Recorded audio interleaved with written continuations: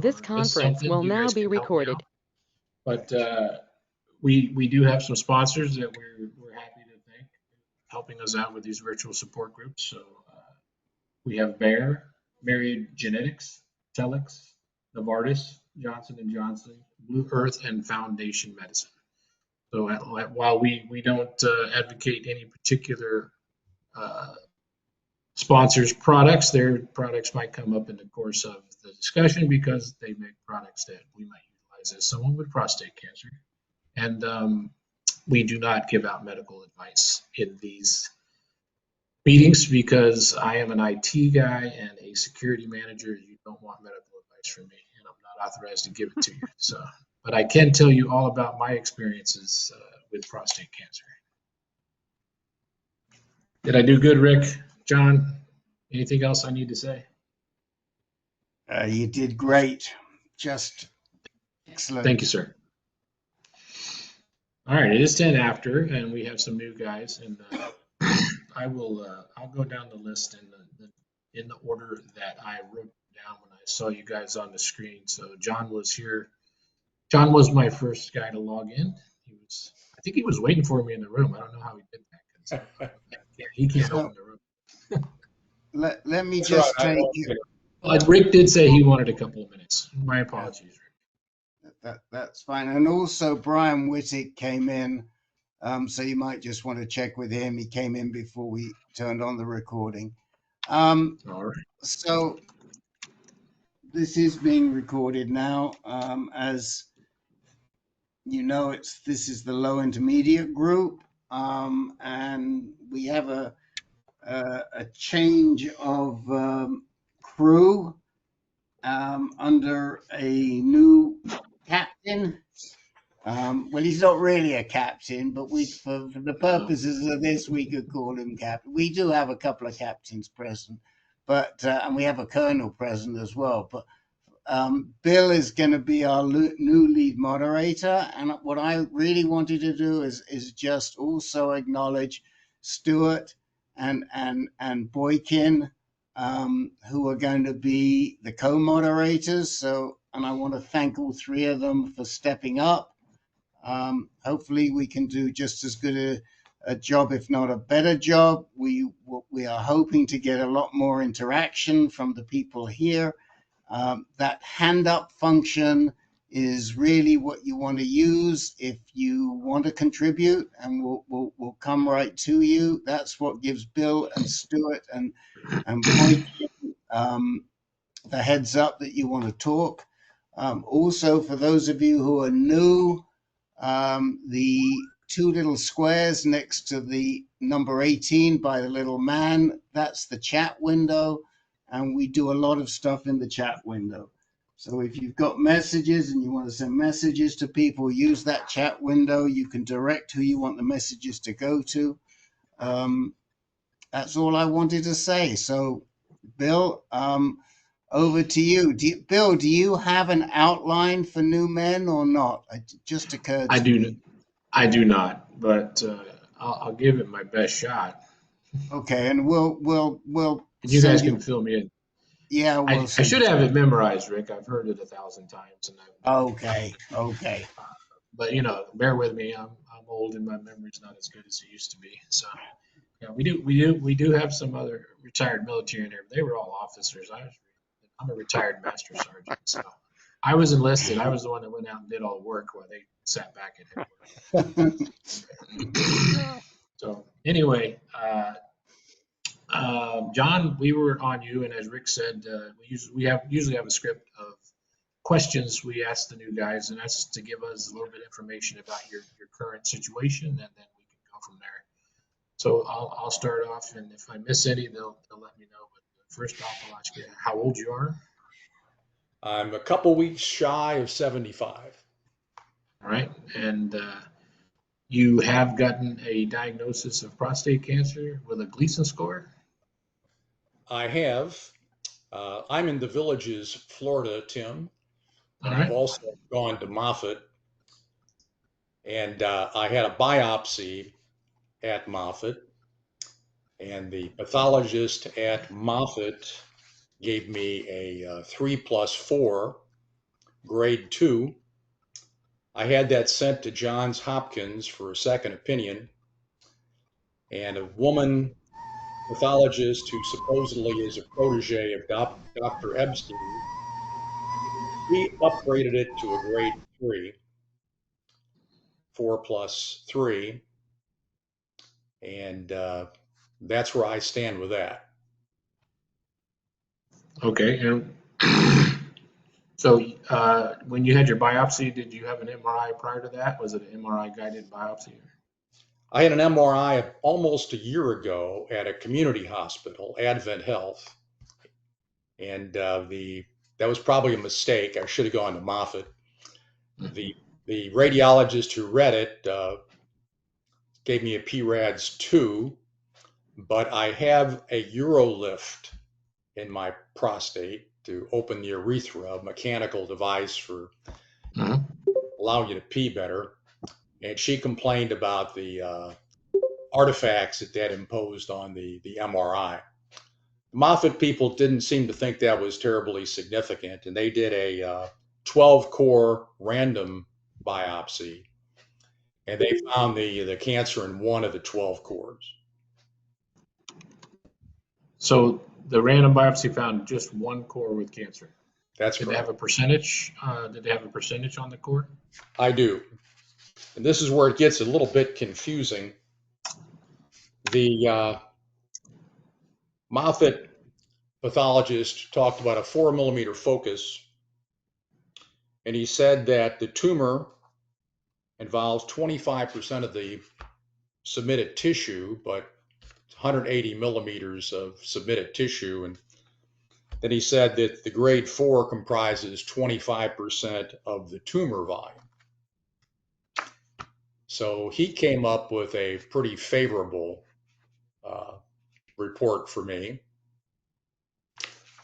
The Johns Hopkins pathologist, on the other hand, she said that the same core involving 30% of the core and 60% of that as pattern 4. When I do my math, it gets a bit confusing, but I think we're talking about 1 millimeter of grade 4 versus 2.5 millimeters. But I did also have a consultation with a Moffitt radiation oncologist, and he is the vice chair of the department. And he told me he'd take the Johns Hopkins report over the Moffitt report. Well, I don't know who directed you to Johns Hopkins as a second opinion, but that's very common here at AnCan. We direct people to Johns Hopkins for a second opinion, and we have another individual that we also recommend. I can't hear you particularly well. I think your microphone might have been slipping. Dang it! Hold on a minute.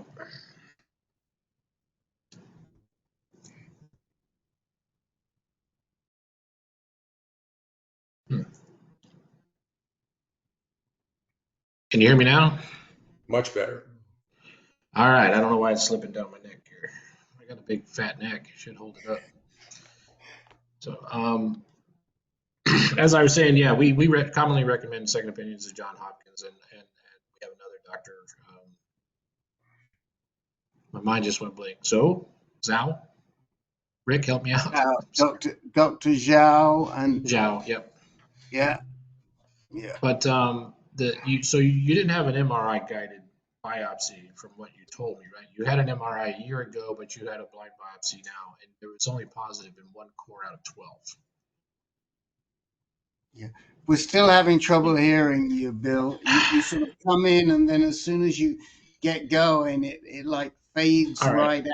So yeah, go ahead and take over, and I'm gonna try to find. See, now you're perfect. Now you're perfect, but then it goes after about 30 seconds. So or less. I'm gonna find another headset. Hold on a second. Okay. So, Stuart, why don't you keep the line of questioning going? Sure, John. Hi. Yeah. How are you? Good. I'm just following up on what Bill was saying. The folks at Moffitt didn't want to do an MRI before they did the biopsy?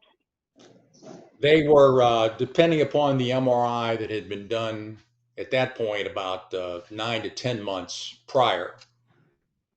And they did not choose to do one themselves. Okay.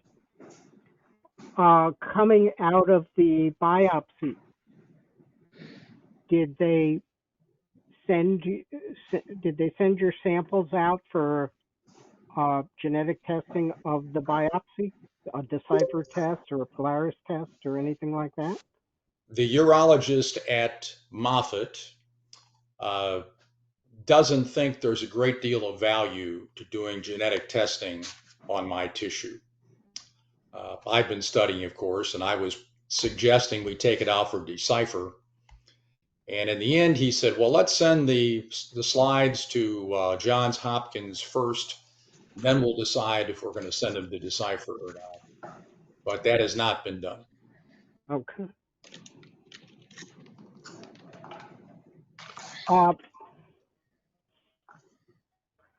Which doctor are you? Who's the urologist you're seeing at Moffitt, John? Dr. Brandon Manley. Yeah, I've heard of him before. Sorry, go ahead, Stuart. He seems to be very well qualified.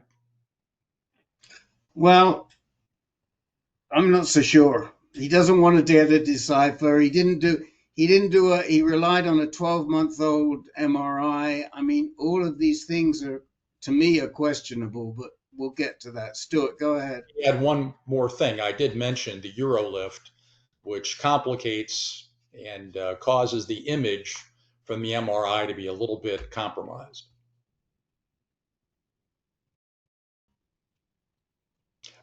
And I do have a PSMA PET scan scheduled for August 18th. That is prescribed by the Moffitt radiation oncologist, being justified by the grade 3 scoring.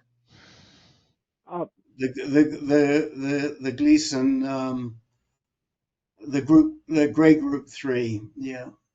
Yeah, I mean, that sort of troubles me a little bit, because I think we have to take that with caution. It is prescribed, but I think it would really depend on where. I mean, and you have so little that I'm just not sure that I'm not sure that it's right just yet. And you might want to keep that in your back pocket. Both oncologist, the urologist, and the radiation oncologist have agreed to go a little ways on active surveillance with a PSA at 6 months post biopsy and a re-biopsy at 12 months. And I'm trying to decide if that's the right thing to do versus seeking quicker treatment. Did I miss what your PSA was? Haven't said. A PSA was 8 back in May. And it's been going up steadily, though not dramatically over the years.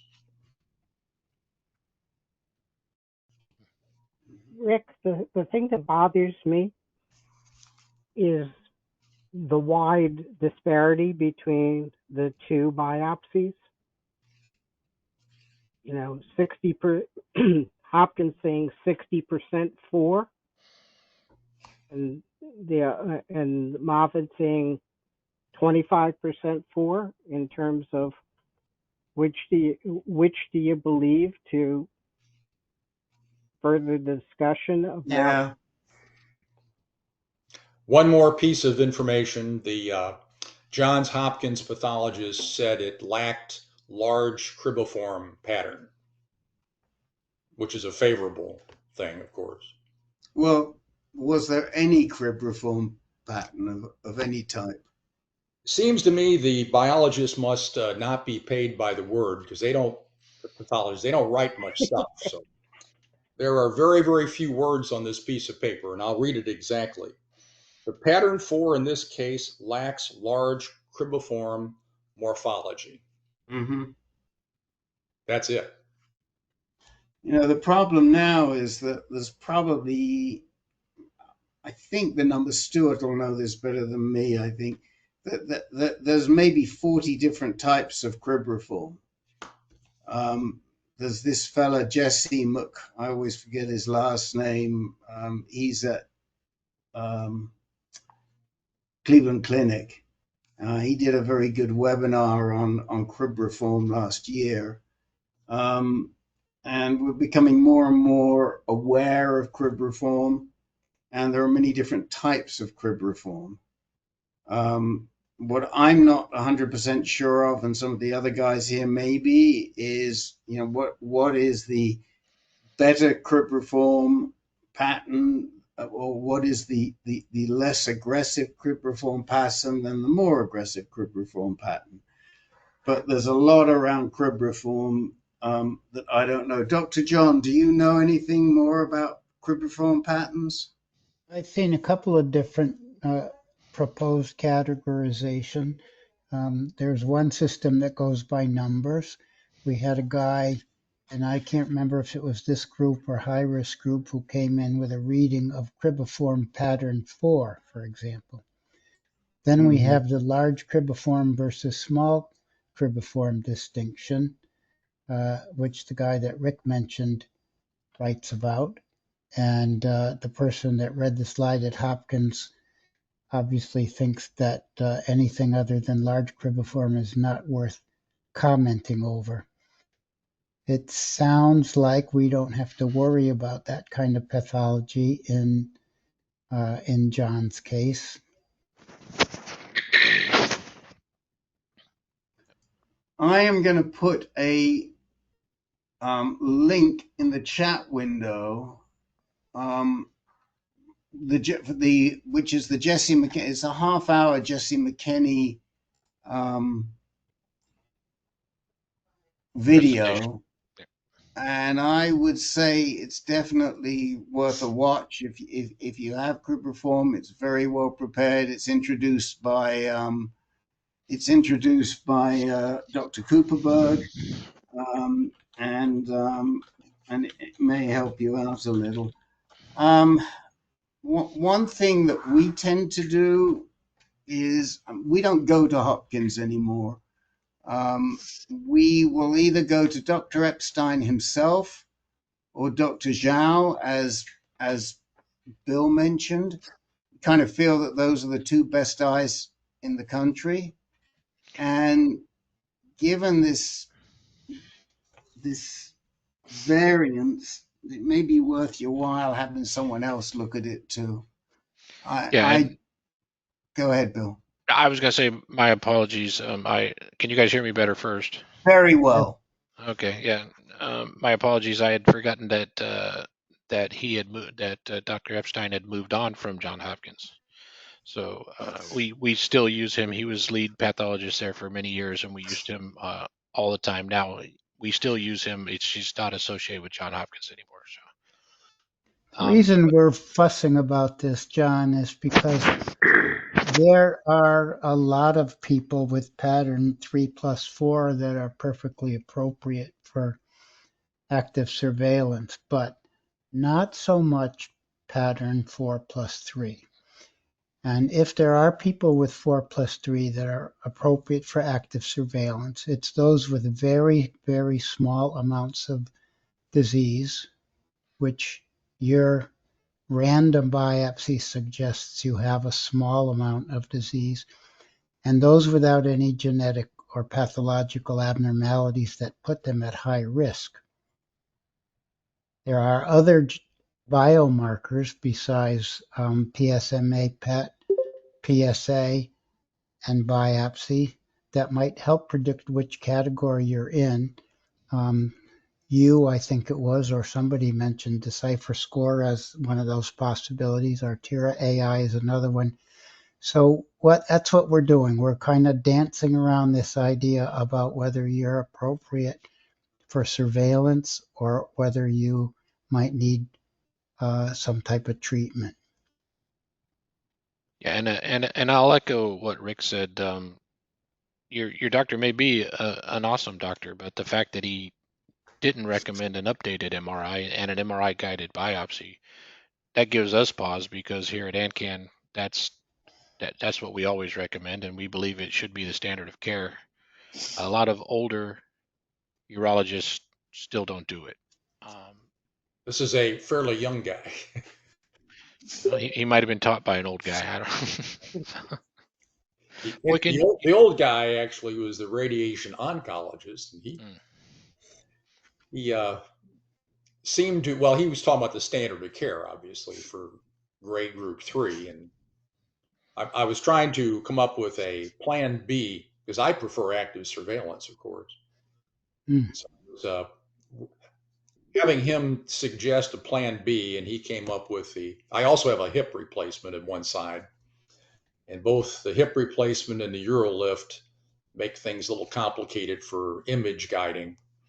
So he was suggesting the IMRT 20 sessions over 4 weeks as an ideal form of radiation. And I should back up. The young guy who's a surgeon, he told me he didn't recommend surgery for men over 70 because we don't grow muscle very quickly. I consider myself being pretty good physical condition, but I would prefer not to do surgery also. So I'm trying to come up with a plan B. Is there metal in your new hip? I'm sorry? Is there metal in your new hip? Absolutely. Okay. A lot. Well, they can be ceramic. I think what Dr. John's mind is it a ceramic hip or is it a metal hip? Well, the femur compartment that gets hammered into the sawed-off bone is right. metal. Is metal. That can degrade the image, particularly on a high Tesla MRI, I think. He was we were differentiating the IMRT from the SBRT, and he was saying he didn't think I was a good candidate for SBRT because of all that metal. I've not heard that before, but it could well be. Again, second opinions may be appropriate if once you decide that you need treatment. But I've not heard metal hips impinging on SBRT. Have you, Stuart? No, that's a new one on me. Right, but I'm not saying it's wrong. Just don't know. I do have an appointment scheduled at Mayo Clinic in Rochester. I'm going to Minnesota anyway, so I was able to get into one of their urologists to review my situation and see what they recommend. So who are you going to see there? Doctor named Igor Frank. Again, I've certainly heard of him, but I don't know him. We do know some of the urologists at Phoenix and Jacksonville Mayos. Don't know the urologists up there. I will tell you that they have a bias to surgery. They've always had a bias to surgery. And did you say you're seeing a urologist or a radiation oncologist up there? Urologist. Yeah. Who is a surgeon, of course. Yeah. So if you're seeing a urological oncologist, just bear in mind they do have a bias to surgery. But I if it were me, I wouldn't be doing surgery at age 75, however good shape I was in. So I think that's fine. What's the very most recent PSA? We know you were 8 back in May. I'd like to know if there's any movement in your PSA trajectory. Well, it was 7 back in January and 8. Actually, that was in March. The 8 was in March. It was 7 December, January. So I did go up a whole point in relatively short time. And what was your progression like before that?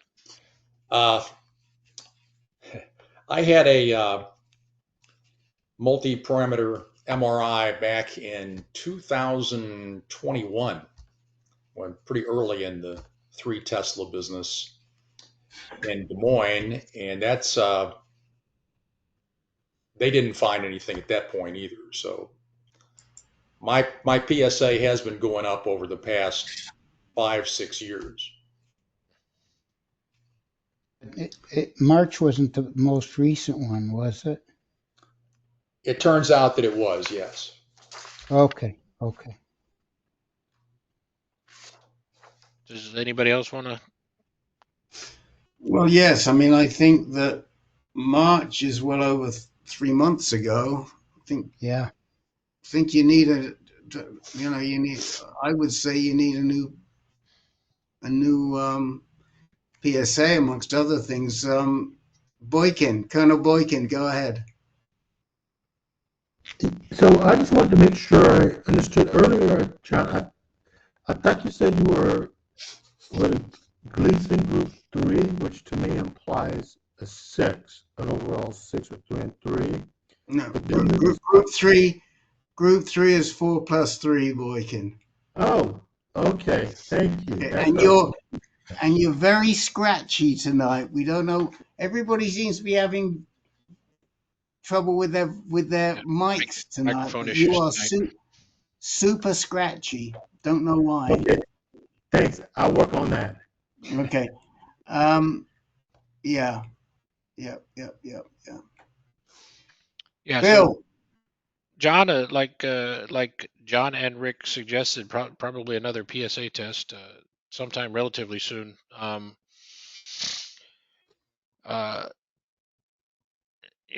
look back. I was first diagnosed as a 7 when I started this out. I was a 3+4, but and I pursued surgery, and then after surgery, they did a pathology on the tissue they removed, and they raised my Gleason to an 8. Ooh. But I also had a blind biopsy, but I had many more positive cores than you did. I didn't have just one. If I had just one, I would probably have gone on active surveillance, even with a 7, especially with a 3+4. So, my personal recommendation, don't rush into surgery. I mean, you're 75, they don't want to give you surgery anyway, but don't rush into treatment. Continue to get further evaluations because your PSA progression, as you said, it's been slowly rising, but it's not like shooting up. It didn't double in 3 months or a year, right?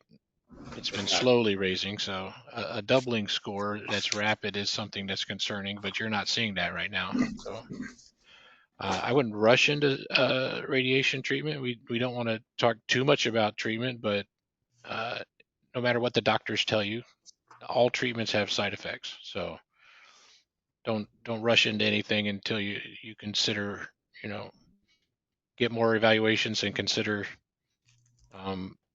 all the knowledge you can gather on those different procedures. So Where would the best place for me to go for a second opinion be, if not Mayo Rochester? Mayo Jacksonville is pretty solid, and we've got people who use Mayo Jacksonville. I can't give you the names, but we can certainly find those names out for you if you would like. I would say where you are, there's some good people down at Sylvester. I'm sorry. I don't know what Sylvester is. Oh, Sylvester is University of Miami. That's pretty good little ways for me. Jacksonville is closer. I'm in the Villages, Florida. Yeah, no, I realize, but we don't, we have to send you to a center of excellence. Right. So if we don't send you to Jacksonville, then I'm trying to think, well, Houston's even further than Miami. But you consider Mayo Jacksonville superior to Mayo Rochester? Well, we have better experience there.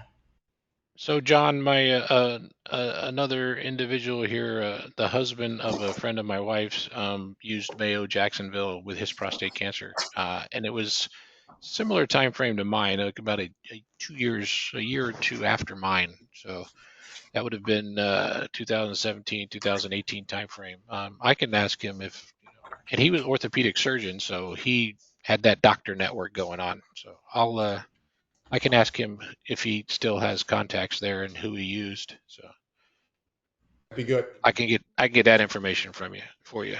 So if you're familiar with the chat window, right? I've got it open right now. Yeah, I'll put my email in there, and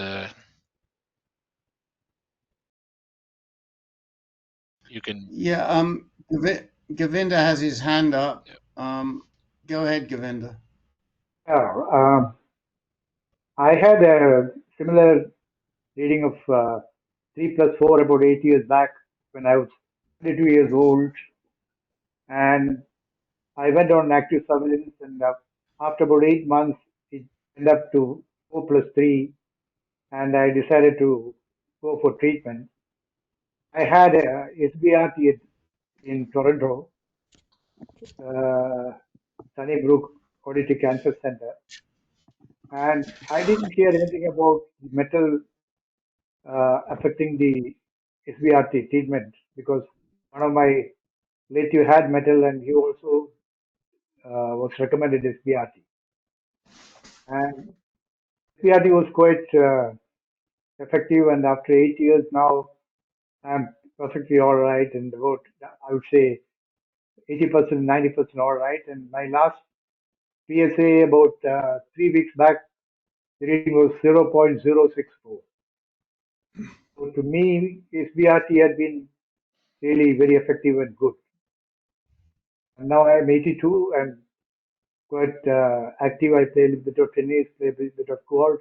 So for me, it was quite good. So I just wanted to throw in that. Thank you, Govinda.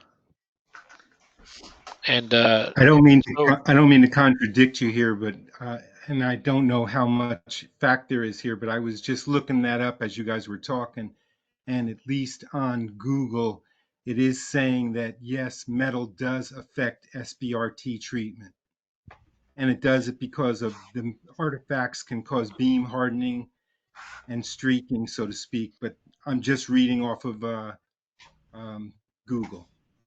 Does it affect normal radiation 20 sittings or 26 sittings? Because the difference is SBRT is more focused and a higher dose. The procedure is basically the same.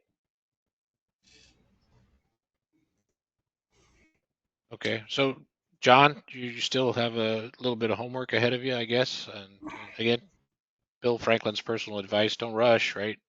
But you have time. Come back and see us again. Does anybody have anything else to add for John? We have a couple more new guys. I have a couple very brief things I'd like to say or ask.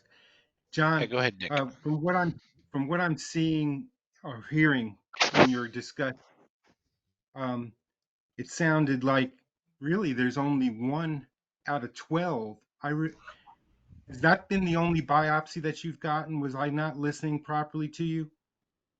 Oh, it's the only biopsy, and it was 1 core out of 12. That's correct. I heard you there. I just wanted to make sure I wasn't listening. I was listening properly. So I'll say this to you. I wouldn't rush into a treatment, but I'd really be aggressive about trying to figure out what's going on. And I think there's a good chance that you've got only, 1 core out of 12. Maybe you're in great shape. I don't mean to sound casual when I say it that way. But as you were expressing, I'd be worried about that, like you were expressing. I have a funny feeling you may be in a really good spot. That's why I'll say to you, they call it active surveillance. Well, maybe you'd want to stay on, quote, active surveillance, but I'd be really assertive about that surveillance if I was you. And I'd get up to perhaps Mayo and Jacksonville, like Rick and others were talking about. And yes, like you were asking about, I'd be looking for another opinion because you want to figure out what's going on. You know, it appears to me that the volume of your, quote, biopsy identified cancerous cells, I'm saying it that way on purpose. We don't know how drastic it is, even though they're saying 4+3, but it sounds like to me that you've got a very small percentage volumetrically. And so maybe it's okay for you to be on active surveillance right now, but I'd be really going after trying to figure out how much that really, you can depend on that, how it might just be that, or maybe it's more. That PSMA PET scan, that'll help you, because it'll tell you if it'll help you identify, are you still encapsulated, hopefully. So that's my comments to you. I'd really be slow to go after treatments like has it been expressed, but I'd be really aggressively trying to figure out what's the extent. My assessment is what I'd be aggressive about, if I'm making sense to you there. It makes sense. And I was wondering if I could maybe contact Tim offline, Tim in Tampa, and ask about his experiences at Moffitt. I'd be happy to talk to you about that, John. Yeah, Tim, if you I want went to Moffitt also, although I didn't get treated there, and I had a good experience there. I happened to used to live in Temple Terrace for 29 years, if you know where that is. I don't. That's North Tampa. Temple Terrace is I know North where. Tampa, right next to USF. And I came in with all my data. I was only treated there. Yeah, Tim, if you want to put your contact info in the chat, you can either send it privately to John or you can put it up there for everybody, so you guys can correspond with each other. John, you have my email address in there. I will check on the Mayo information that I told you about, and if you want to put your email in we should have your email, but if you want to put it in the chat, I can that information to you. At least he can Very tell good. me who he worked with. Okay. But we got a couple other new guys, so we're going to move on. Thank And you. John, we What? do have a. Just one thing, Bill. Do we have your email address, John? Have you signed up for a reminder for this group? I think I have. I've been getting the emails. Okay. If you've been getting the emails, then we have you in the list. That's yeah, fine. we have it. You're on our list. You'll never ever get off it. So, and I was gonna say we do have an active surveillance group. If you want to call in and talk to those guys, a lot of them have been on active surveillance for a long time, and they have a lot of information about their experience there. I don't think we don't have one tomorrow, right, Rick? Because it's the 5th Wednesday. That's right. The day after tomorrow, because it's the 5th Wednesday of the month. We have it the 1st and 3rd Wednesday of every month, so the next one should be on the. No, Bill. Bill, we have it the 1st, 2nd, 3rd, and 4th Wednesday of every month.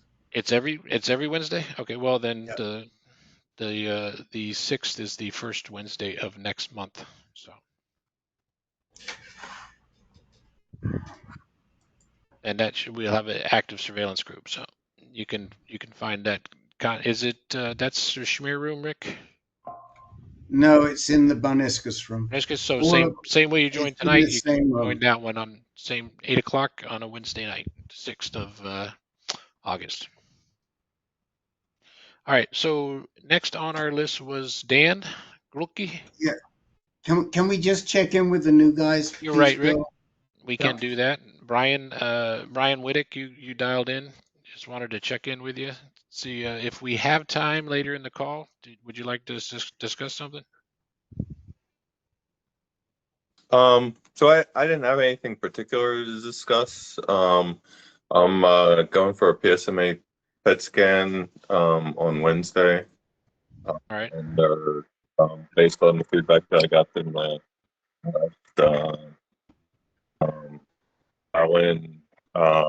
they're working on getting rereads of the cores. Okay, Brian, we're gonna. I got a couple new guys I want to get to on the call. So since you called in late, we got to slot you in if we have time at the end, if that's all right. Oh yeah, it's no hurry. All right, Robert, dialed in. Robert, are you there?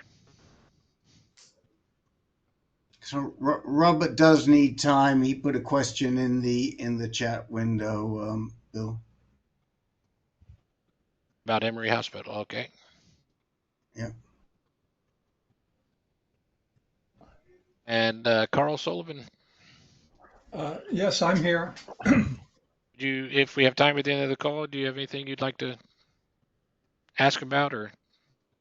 Well, last time I thought I may have something to say, but I'm perhaps best waiting a little while. I got the results of my PSMA and I've had most of, but I'm still waiting on an MRI. Okay. And John S., New York. I'm good. I just wanted to join. There's a little right. shooting here in New York, so I think All right. got a little Welcome to crazy. the call. So Dan, we're gonna go back to you. Okay. You heard what John went through. Yeah. Don't be scared. I'm not scared, I don't think. All right. Good. All right. I'll just jump in here. right. In a month and a half, I'll be 83. On the 27th of June. Well, I'll go back. About 3 months ago, my PSA jumped from what had been 3.3 up to 5.1. That triggered a MRI, which I had. That MRI showed that I had a tumor in there, and it appeared that it was still encapsulated. So I had a biopsy on 6/27, a fusion type biopsy, and they took 16 samples of that. 4 of them showed cancer. 2 of them showed was 3/3 category 1. 1 of them was 3/3 but category 2, and then 1 showed up as 4/3 and category 3. So my kind of question ends up that, and then I am having a PET CT on Thursday this week. I have asked for a second opinion on reading the biopsy, sent it off to Johns Hopkins. They have it now. My urologist feels that he, given the biopsy, that I should go into treatment. He wants to do the, I guess he called it a cyber knife, but the 5 radiation treatments rather than the long-term one. And then after that, do hormone therapy. I said, well, I would rather do active surveillance. He recommended against that given the biopsy, and I'm here just sort of trying to get your guys' opinion, whether or not I should jump into treatment or I should fend off a little bit and do some other things before I go into it. And that's where I am.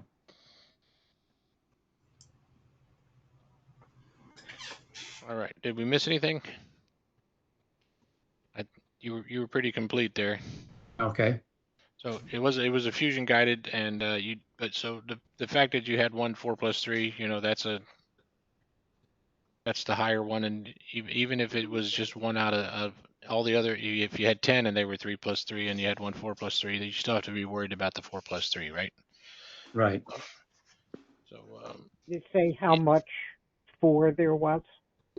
No, actually they did, but I don't have my paperwork with me now because I'm not at my home, so I don't really know. But I don't know. I can't tell you. And I apologize. Did you say you have an upcoming scan or another test? Yes, I have a PET CT coming up this week. A PET CT. Yeah, a PET CT going to come up. It's going to be skull to thigh. He wants to make sure there's no other cancer floating around there somewhere. Right. I suspect that's a PSMA, Bill. A PSMA So, scan? yes. Okay. Yeah. That's what I suspect. I don't know. All Did right. he tell you that, Dan? Did he mention if it was a PSMA scan? I believe so, yes. Yeah, so that's probably what it is. It seems like they're now doing this routine if you're a grade group 3. That's what John told us. And so people at Telix and Blue Earth and etc. are all kind of happy about that. So. So I guess I have a question for the group. Have any of you that were in the 4-3 category, group 3, did you choose active surveillance or did you go into treatment? Jim Kavanaugh, you got your hand up.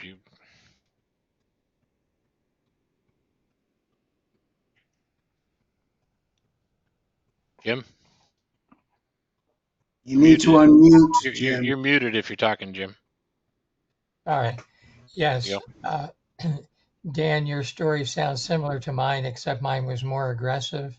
I was at a 12.1 PSA. I had a Decipher score in close to 100, and it was considered pretty aggressive. I did go through the 5 treatments that you had mentioned, ended those in February. I've been on a pill called Orgovix, which comes into the hormone therapy that you were talking about. I've been on it for 6 months. I'll know August 4th what my new PSA is.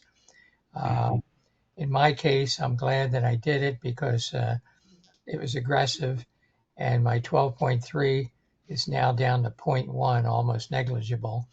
However, if you do go the treatment route and you do go Orgovix, which is one of apparently the newer medicines, very effective, it knocks the crap out of you. I was sleeping 14 to 16 hours a day between each of the 5 treatments. Now, just today, recommended for sleep therapy because they found out I have severe sleep apnea. Whether the two are connected, I don't know, but I haven't had a lot of energy. But it's effective in certain things, but it was mentioned before about side effects.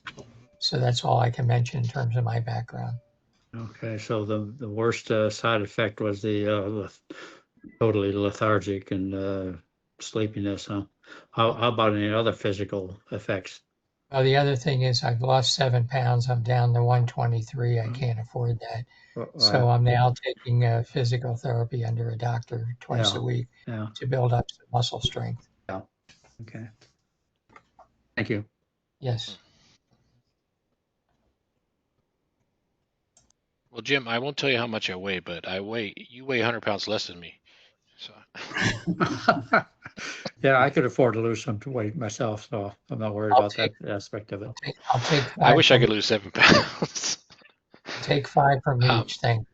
So, yeah. Govinda. As I mentioned earlier, about 8 years back, I was diagnosed first with 3+3, and I went on active surveillance for about 6 to 8 months. Then it progressed to 4+3, and then I was recommended that I should take some form of treatment. I did a lot of research, and finally I decided to go for SBRT. In fact, at that time, SBRT was not approved by Canadian health system, so I had to take the treatment under a clinical trial. So it was 5 sittings, and the results were pretty good. I had no serious problems during the recovery period. I'm almost normal in the sense that I never had to wear a pad or anything. Incontinence was there for about 6 to 8 months. It became all right. Now I go to bathroom maybe once or maximum twice in the night. I lead a normal life. I'm about 82 now. I had the treatment when I was about 73.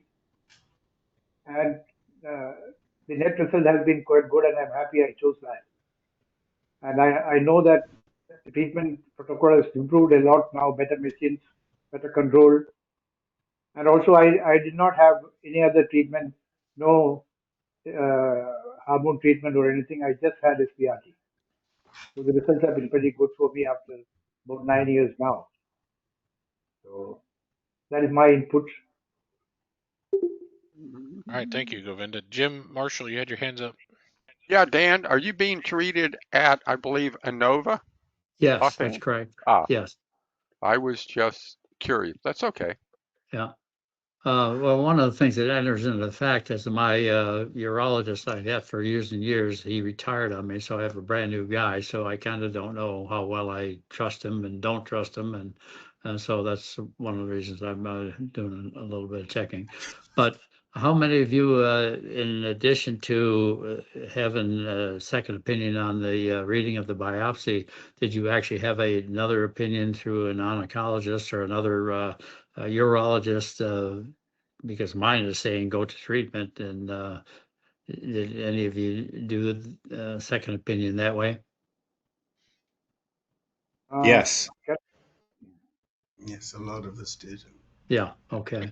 Rick raised his hand, but I'll say I definitely went to an oncologist also and had them go through everything that my urologist had gone through and take their recommendation too. Rick, you were going to say? Well, I was going to say a couple of things. First of all, I definitely would suggest a second opinion. I would suggest where you are, probably a urological oncologist at Sibley would be a good choice. I cannot give you a name, although we could try and find a name for you. But I would certainly suggest Sibley as a good alternative.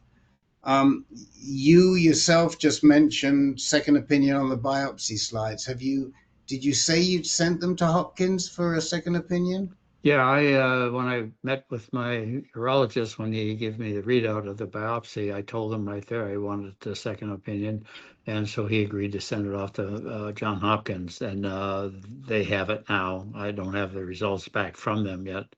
I'm not sure exactly how I will get the reading of that, whether it'll show up in the John Hopkins my chart or whether it'll go to my urologist. I don't know. Probably to your urologist is what I would think. And I don't know about the Hopkins, the JH my chart. But I think that is really, again, quite critical because you've only got one core right now that's 4+3, and that could switch around. Sure. So I would say that's really important. I would say come back here when you get the results of that second opinion, and let's talk to you some more. Did you? I just from memory, did you say you had 4 cores that were positive out of the 16? Yes, I did. Yeah. Yeah. Two of them were in the 2 were in the category 1. One was in category 2, and then the 4-3 was in category 3. But you don't remember the percentage of 4 in either of those 2? No, I do not. No. So again, come back in a couple of weeks and tell us what's happened, and also share with us how much 4 you have, because those are all critical points. That's what I have to say. Okay. Dan, you're 83? Yeah, that's right. In a month and a half, I'll be 83. Yep. Is this the first time that you've been diagnosed in the 82 to 83 years of age? Is this the first time that you've been diagnosed with 3+3 or 3+4? Oh yes, the first time. My PSAs have always been in the 3s, low 3s, 3.1, 3.3 at the most, and then all of a sudden it jumped up to 5.1. Well, I don't mean to contradict the other gentlemen. I don't think that they've said anything that I would want to contradict, but I'll say to you, the fact that you've just been diagnosed at the age of 83, that in itself is a good sign for you.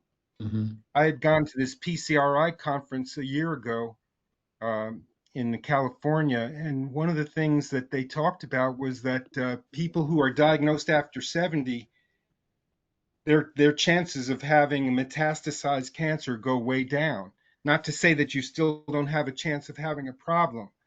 I'm just saying that if I was you, I'm going to say something similar that I said to John Hempel. Very aggressively be trying to assess it, but I'd be very cautious about going to any sort of treatment, especially at your age.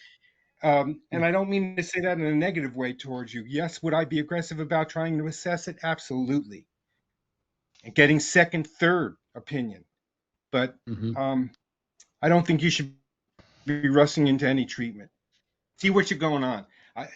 fact that you're Yeah. 83 is a really good sign for you. I don't mean to be casual about your age. Well, I have a view that I wanted to do active surveillance, and I was surprised with my urologist is insisting no, but you never know why he says that. But yeah, I kind of feel that I have no symptoms at this stage, and I understand early stages you don't. But the truth is, I figure if I can get 5 years, something else is going to get me in 5 years anyway. So Right. But Dan, the reason he's saying you're not a candidate is because you're 4+3. It's sort of a black and white. Mm-hmm. That's why we're saying, if that were to be recategorized to a 3+4, it could make a big difference. Now, somebody like John Hempel, who is also 4+3, he has so little cancer that might change things. And I mean, I've seen people with 4+4s do no treatment for a while. When they've got a tiny, tiny little bit of cancer, the docs become more skeptical. But when you've got at least 2 cores, and we don't even know the percentage, that's why they're telling you you're not a candidate for active surveillance. It's not this is not a mystery as to why. Yeah. Okay. Okay. Yeah. It's that 4+3. Go ahead, Bill. I was going to say Jim Kavanaugh has had his hand up for a long time. So. Yes, Dan, I agree with Nick in terms of deep dive and being aggressive in terms of this. I think you've made the right decision in terms of getting a second opinion from Johns Hopkins, which I did.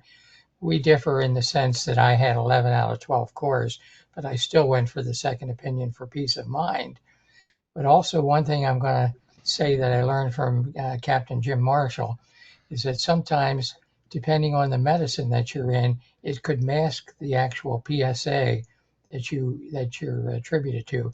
For example, I was on tamsulosin, and they took that off at one point in time, and then I had a jump to the 12.1 in a very short period of time. Mm-hmm. So it's just, as you're doing the exploration, you might give some thought to the medicines.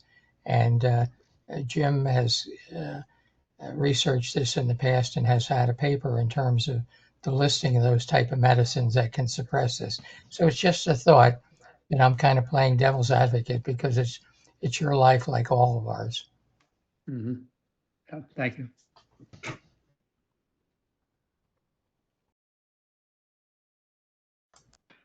Okay. All right. Someone else had their hand up.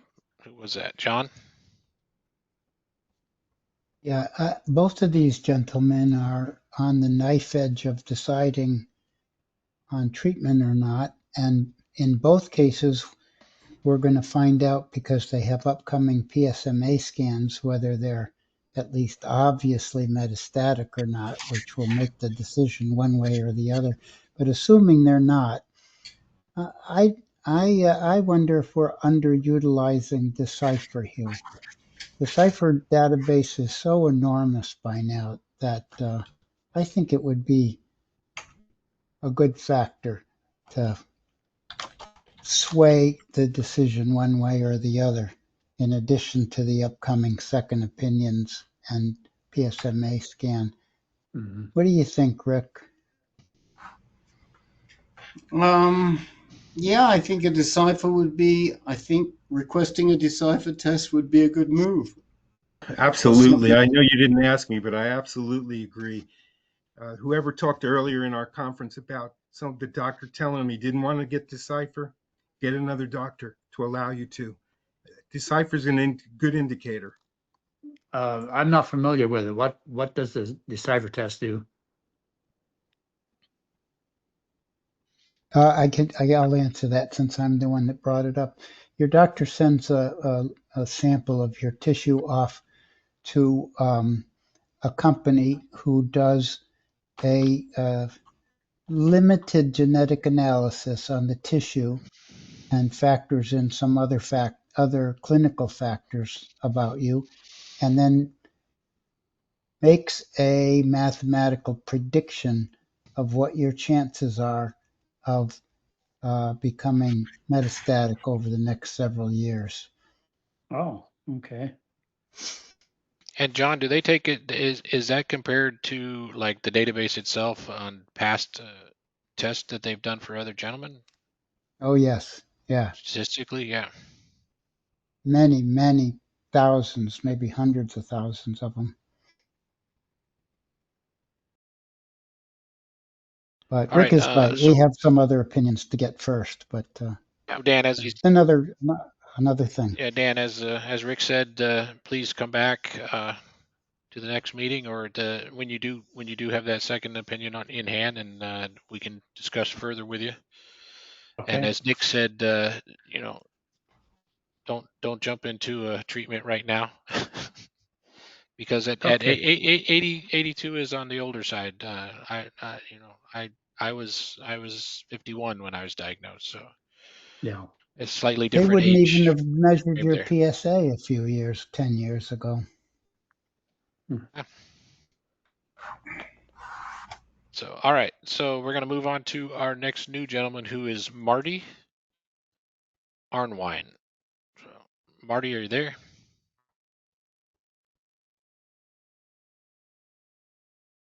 You're muted. I see I'm that. unmuted. Can you hear me? Yep, we hear you. Okay. So I don't think I'm actually a new guy.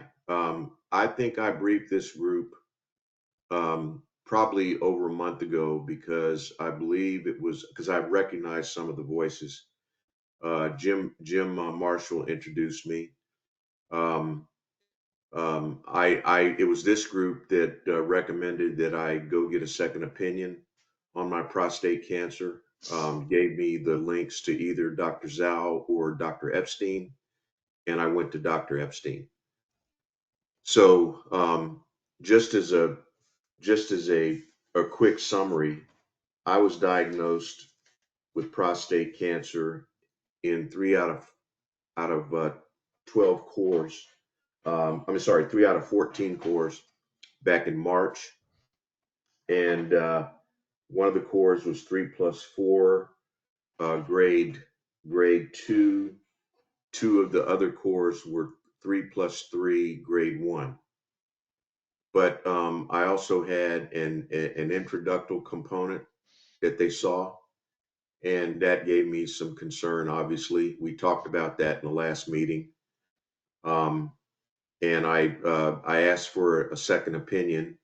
And by the way, I have been on surveillance only to get more information to help me make a decision whether to get surgery or to do radiation. And I went to my doctor's Dr. Chestnut, my urologist is Dr. Chestnut. I went to a seminar where I got to meet the radiation doctor, and they both explained to me, that they each one could treat me.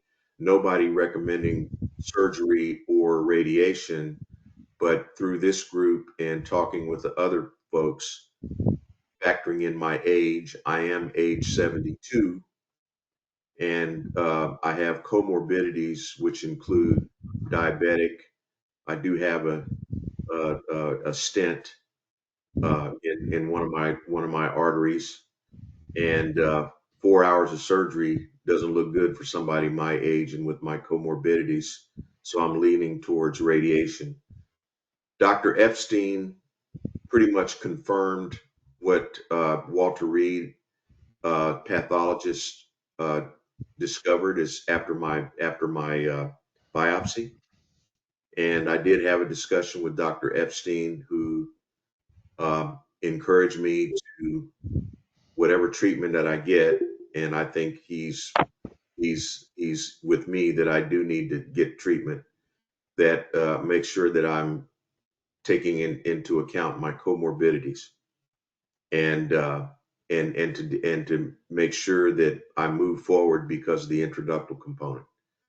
So right now, the other complicating factor is I have a larger than normal prostate that has to shrink before they do either one, whether it's radiation or surgery, which means that I need to start doing that now, either hormone therapy, or there is a procedure called arterial embolization I described that to Jim, and basically it's a catheterization procedure for the prostate. In other words, they put in contrast. They go in through one of your vessels in your arm, just like they do when they put in a stent. In this case, they target the arteries that flow to the prostate, and they dam it up with petals so that the flow of blood to the prostate essentially goes to nothing, and the inner part of the prostate then begins to die. That's something that I was told is a new procedure that they've been doing over 10 years. I don't think it's primarily for the purpose that I want to use it for. I think some men get it done just to improve their urine flow because of the prostate issues. But it was another way to get at shrinking the prostate as opposed to hormonal therapy, because with that therapy, and I listened to the gentleman who described that he was taking pills which caused him to be lethargic. There's an impact on the heart, with hormone therapy. So I'm trying to seek the best approach. I'm thinking that I'm probably leaning towards hormone therapy right now because they use contrast dye whenever they do any kind of embolization or any kind of work on the arteries, and contrast dye will affect the kidneys. I have low kidney function, and I don't think I can risk that. But I did go talk to the doctor that performs the procedure. Now, he talked about using less contrast dye. I'm going to talk to my last data point appointment is tomorrow with the nephrologist, as well as a physical exam with my primary care doctor. I might even take the time to go over my core morbidities with him and get his opinion. And then probably sometime next week, I'll go back to Dr. Chestnut with my decision. Like I said, I'm leaning towards radiation, but I got to get to the shrinking of the prostate. So Marty, what was the name of that procedure with the stents? It's embolization, and all that is the same as if you do a heart catheterization, right? You come in through one of the veins in your arm, and you snake through to your target. Right. Yeah. I don't think I've ever heard of that one for the prostate, but I mean that's neither here nor there. That's just something new to me. I talked to the doctor that does it at Walter Reed, so I know it exists. Well, And all the things. he went through what the procedure is, and because I've had a stent and I've been through catheterization, I knew exactly what he was talking about. It's the same as catheterization. And did you say that Dr. Epstein confirmed the original reading of your biopsy, so there was no change at all? Not that I could determine, and we talked about it. He actually called me. We talked. Right. Yeah. So a lot of guys here will say that when they were referred to Epstein or Dr. Joe, that they've had conversations with him. So I think that's a pretty good service right there, personally. The guy who read my biopsy wouldn't call me on the phone. It would rather surprise me at how quickly it happened. But I think Walter Reed maybe has had other opinions go to Dr. Epstein. Right. So they very quickly processed the paperwork, sent the slides to Dr. Epstein, and in less than a week, I had results back. Yep. And a conversation. Yeah. So the fact that all the comorbidities that you mentioned, and the embolization is a surgical procedure. It is. It's 3 hours. If it was me and I was in your condition, I might shy away from anything surgical, personally. But like we said earlier, every treatment has side effects, so keep those in mind. But the fact that you're intraductal, you might want to join the call tomorrow night, because I believe we have some other men that also have intraductal, and there'll be some discussions about that probably tomorrow. Mm-hmm. and that's our advanced call. So Right. So the moderators on the high risk call have made a call decision that all introductals should be dealt with in the high risk group because we consider it to be a fairly significant diagnosis, Marty. Okay. And there are implications. And we have a couple of people who are introductal, who are in that group and have the experience.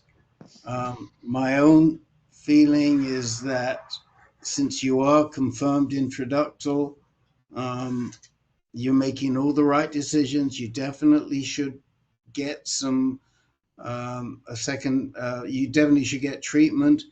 I think the only thing I would say is I would definitely want a second opinion on the nature of the radiation outside of Walter Reed, because they don't tend to be super aggressive with their radiation from what we've seen. And I would at least want you to hear from one other person. So I would be I'd probably go to Sibley. As we mentioned Sibley before, or go up to Hopkins, or over to Duke, or even down to UVA.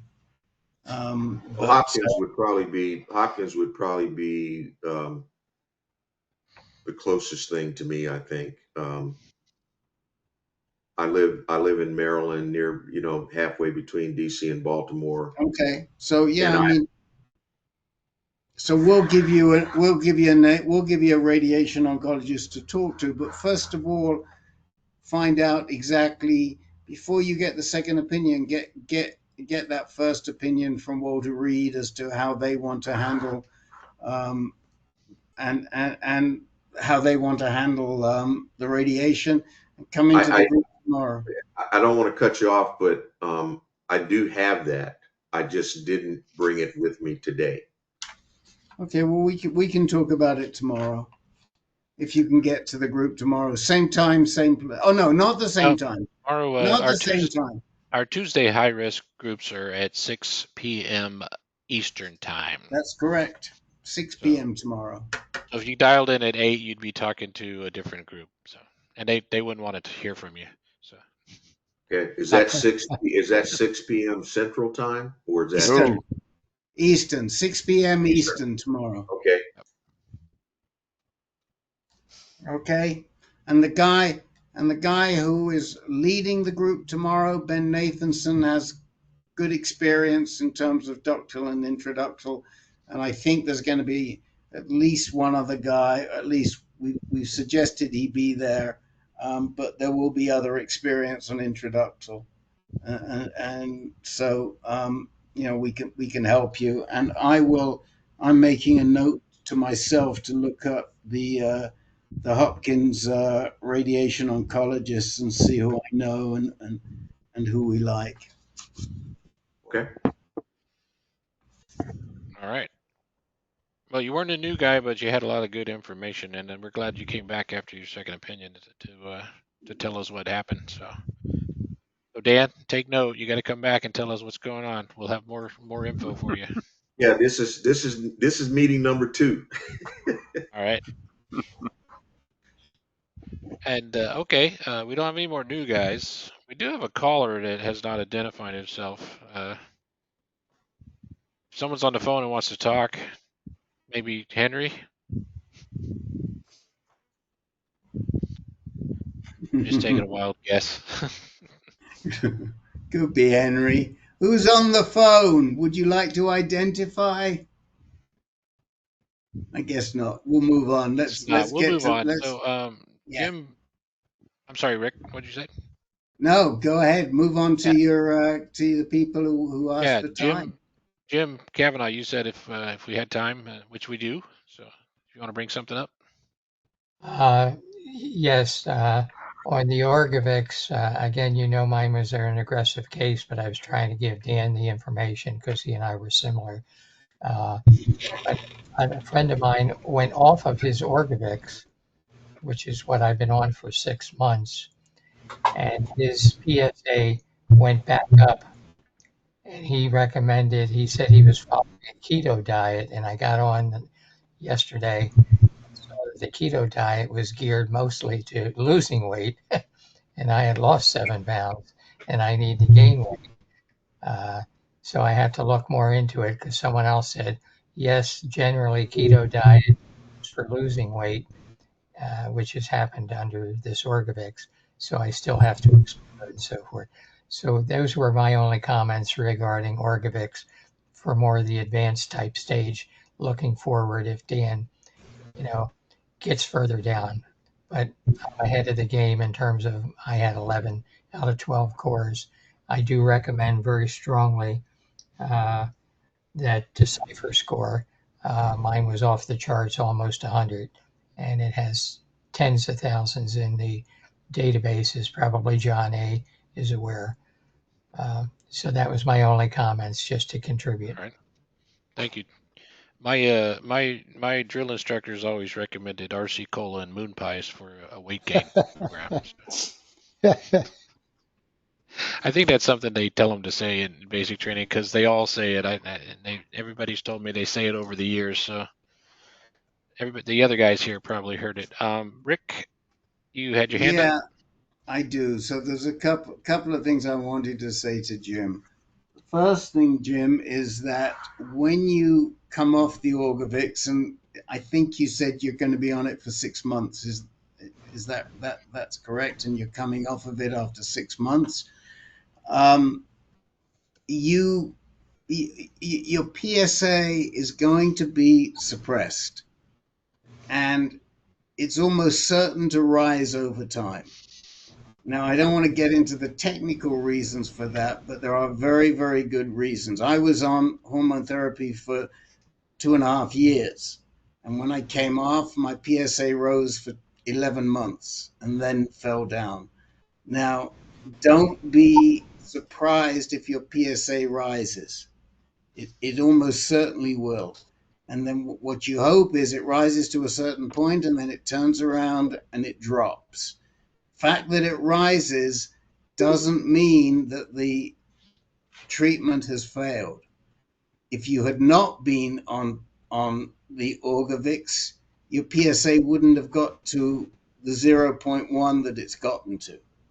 So that's the first thing. I just want to give you a heads up, and because it can be quite disturbing to begin with, and hopefully the doctors have explained that to you. The second thing is, where are you being treated, Jim? At Morristown Memorial Hospital in New Jersey. Okay. You need a good dietitian. Do you have a good dietitian on your team? I'm scheduled to get one next week. Okay. Is it somebody who has experience with cancer? We don't know. That's one of the questions that I have. I have the name of a person that was given to me by the county. Okay, well, again, you need a dietitian who has experience with cancer. Yep. And you need to be working with them and taking their advice.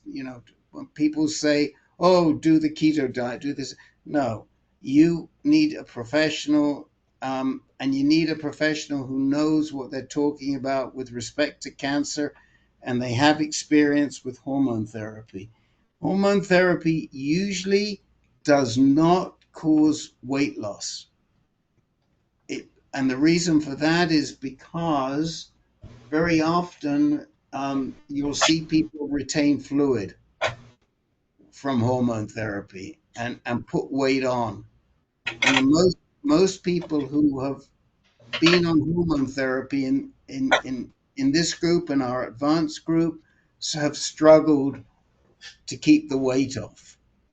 So I don't think that the hormone therapy it doesn't sound typical of what we would see from hormone therapy. So there may be other issues going on. And that's something to be talking about with your PCP initially. But those will be, that's really what I wanted to say.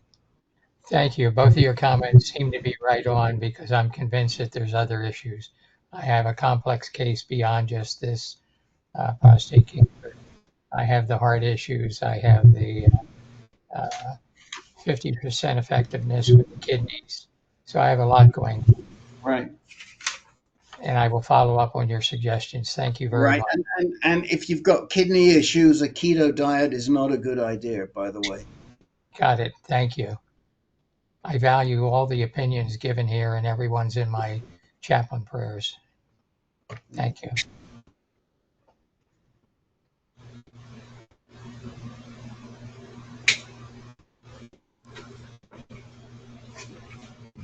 You're muted, Bill.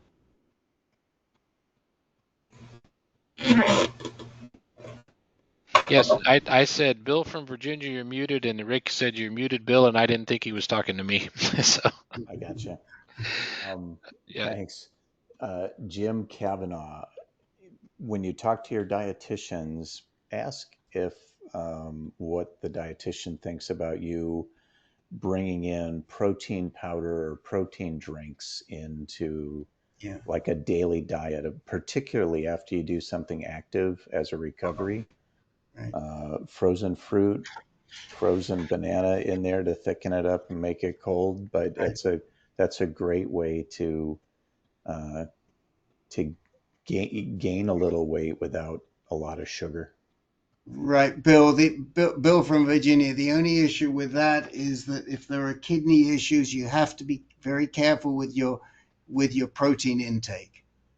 So that complicates matters if there's a kidney consideration. I see. Good to know. The key is I'm going to have to get an experienced dietitian.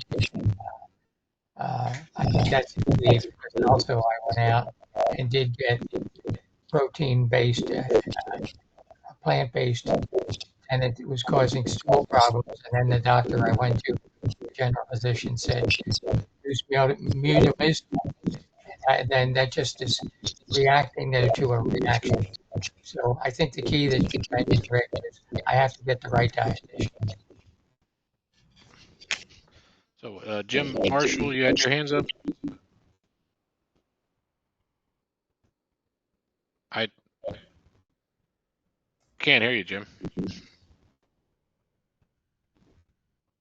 Does anyone? Oh, there we go. Okay. Are you getting all of the blood tests every month for all of your blood? Chem panel, CBC, WBC, everything else? No, not every month. No, not every month, but this week I have to get it because I missed my Prolia shot. And they would do every 6 months. Okay, because back then I had a fatigue problem along the way, and it turned out to be a low potassium score. Okay. And it just happened to knock me for a loop. And I found that out, and I went for the bananas. Yeah, Jim, that's called, at least my doctor calls it a complete metabolic panel when they do that test. And back in the day, I'm not doing it anymore, but I was getting it every 3 months just because they wanted to make sure everything was balanced. Right. Is anybody else hearing feedback when they talk? Because I hear myself echo and I'm hearing Jim echo. Yeah, I think it's coming from Boykin. I'm sorry, Boykin. It's all right. We're gonna let Boykin talk now. So. Yeah, go ahead and talk and give us some. Okay, I'm sorry. I was waiting to talk. I didn't realize I was causing feedback. Sorry. Jeff, I was going to repeat kind of what, I'm sorry. Yeah, there's two Jeffs. I'm sorry. I was going to say, as a kidney guy myself, have them check your potassium because that can definitely throw a lot of stuff out. If they're not doing like that complete panel, that's a good thing to get checked. And they should be checking that regularly for you anyway. That's all I was going to add. Thank you, Boykin. All right, thanks, Jim. I had someone else. Robert, are you still on?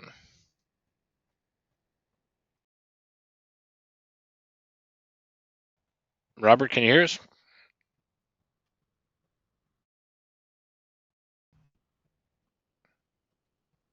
Going once, going twice. All right, Robert, if you come back, you jump in. But Robert was the last person that said that he had some questions for tonight. Anybody else have something they want to bring up or throw out?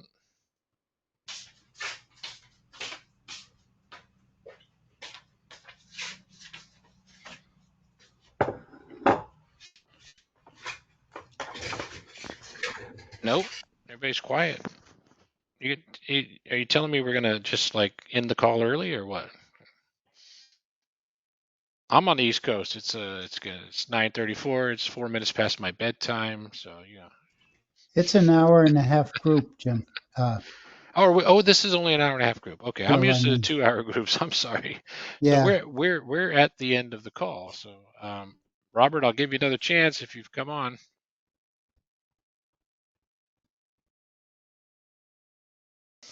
All right, Robert is not answering up. So I motion that we complete this meeting.